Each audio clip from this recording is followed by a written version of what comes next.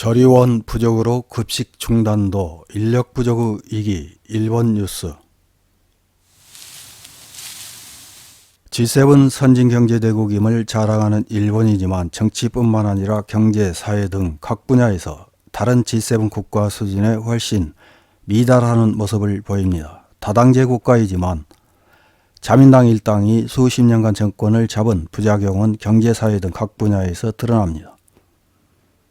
지금 소개하려는 학교급식 문제만 해도 그렇습니다. 중학교까지 의무교육인 일본의 학교급식은 유상급식이 원칙입니다.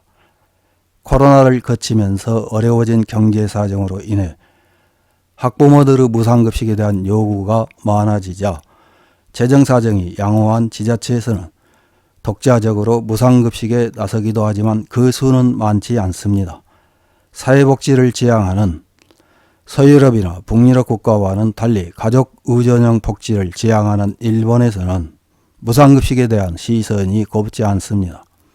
무상급식과 관련된 재정 자립도가 양호한 도쿄도의 실제 사례를 보면 도쿄도 23구 중 2023년 4월 현재 무상화를 실시하고 있는 곳은 7개구로 아직도 갈 길이 멉니다.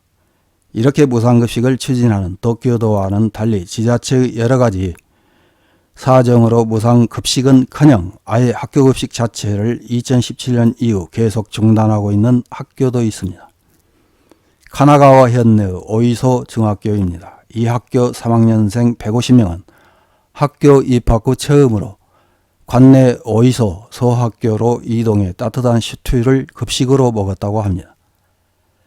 이렇게 중학생 150명이 먹은 급식으로 인해 소학교 6학년 학생들은 오이소 중학교로 가서 중학교에서 판매하는 도시락을 먹을 수밖에 없었다고 합니다.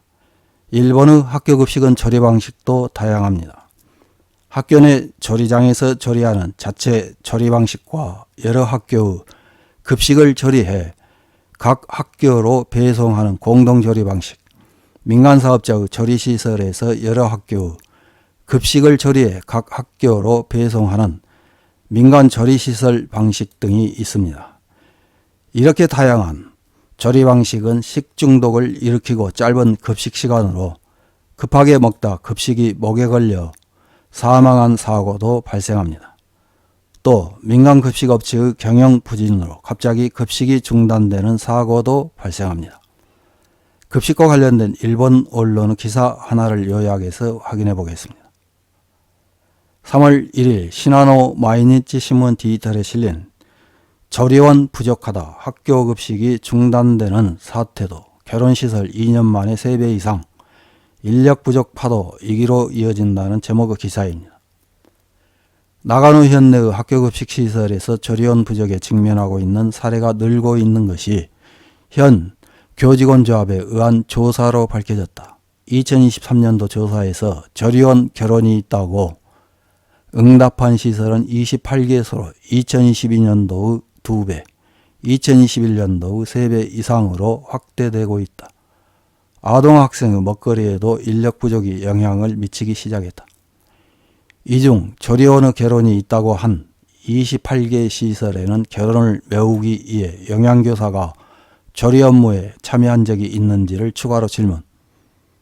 4개 시설은 매일 있다. 10개 시설은 매일은 아니지만 있다고 응답하고 있어 식단 작성에 종사하는 영양교사가 원래 업무가 아닌 조리도 맡을 수밖에 없는 실태가 떠올랐다. 결혼이 나온 시설에서는 조리 과정을 간소화한 식단으로 만드는 사례도 나오고 있다고 하며 현 교직원조합은 영양교사가 원래 만들고 싶었던 식단과 다른 내용으로 할 수밖에 없는 상황이 있다고 말한다. 실제로 급식이 중단되는 사태도 일어나고 있다. 가미미노치군 오가와무라에서는 작년 6월 공동조리장의 인력 부족으로 학교급식을 이틀간 제공하지 못했다. 이에 따라 직영이던 조리장 운영을 외부 위탁으로 전환했다. 현 교육위원회 조사에 의하면 2022년도 현내의 학교급식 시설은 단독교 조리장 방식 177개 시설, 공동조리장 방식 74개 시설이며 조리원은 총 1827명으로 2016년도 1759명에서 늘고 있다고 설명한다. 급식 관련 기사에 달린 일본 네티즌들의 댓글 몇 개를 확인해보고 마치겠습니다. 첫 번째 댓글입니다. 작년 말 발표된 교직원 미배치는 44개 지자체에서 3,000명을 넘었습니다. 그 중에는 급식 조리원이 부족해 사무직과 버스 운전기사가 돕고 있다는 것이 있었습니다. 회계연도 임용직원이라는 저임금 비정규직 공무원을 양산한 결과가 이것입니다. 민간 위탁을 해도 호유와 같은 도산이 다수입니다. 세금을 써야 할 곳에 제대로 쓰지 않으면 이렇게 됩니다. 다음 댓글입니다. 학교급식에서 일하고 있습니다. 어린이 행사 등 아이들에게 맞추어 일할 수 있는 메리트는 있습니다. 단점으로는 중노동에 비해 저임금이어서 아이들이 성장하며 현장을 떠나는 사람들을 많이 보았습니다. 사람은 모입니다. 이직률을 어떻게든 개선할 수 있었으면 좋겠네요. 다음 댓글입니다. 학교급식뿐만 아니라 시설이나 병원의 주방도 인력 부족과 고령화로 고민하고 있는 곳도 많다고 생각합니다. 관리 영양사도 자신의 일은 뒤로 미루고 식사 우선을 위해 주방에 들어가는 일도 드물지 않습니다. 국가 자격증을 따도 수십 명의 식단 관리를 실수 없이 하기 위해 신경을 쓰는데 저임금으로는 할 수 없습니다. 다음 댓글입니다. 음식과 관련된 일로 몇 번씩 건변을 제출하거나 책임과 각오를 가지고 하고 있는 분들의 급여와 대우가 나빠서 놀랐습니다. 대우를 좋게 해 일하고 싶은 환경으로 해 주었으면 좋겠습니다. 다음 댓글입니다. 과소지역은 특히 저출산 고령화가 진행되고 있기 때문에 조리사에 한하지 않고 일제히 인력 부족이 되고 있습니다.